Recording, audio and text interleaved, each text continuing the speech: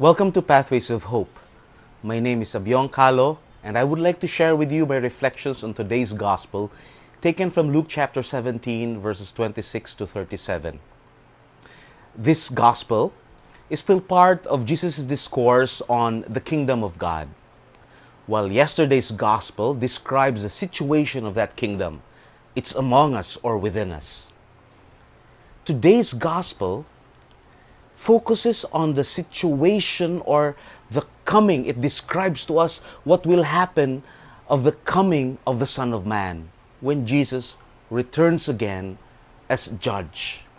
And so the accent of this gospel is really in the inescapable or the suddenness of his coming. It's so sudden and unannounced that it seems like it's unexpected. Although we are supposed to expect his second coming.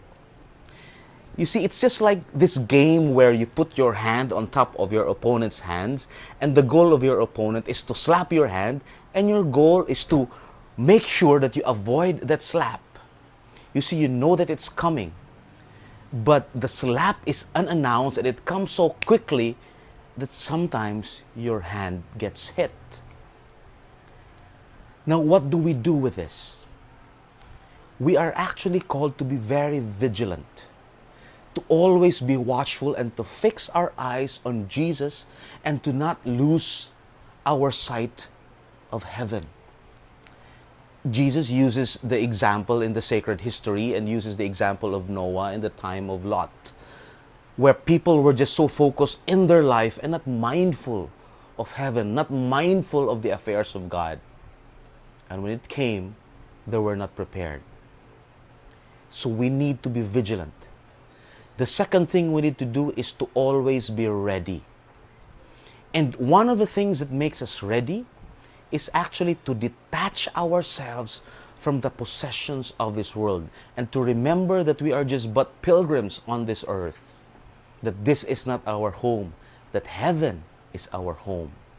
Jesus says that whoever is on the housetop and his belongings are in the house, should not go down and take his belongings. If you are in the field, you are not to return back. We need to detach ourselves from our possessions and always be quick to respond. And one of the best response that we can actually make is to already accept the coming of Jesus Christ in our hearts today.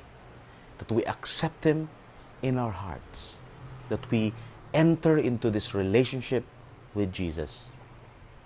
So there are two things we need to remember here. We need always to be vigilant and ready.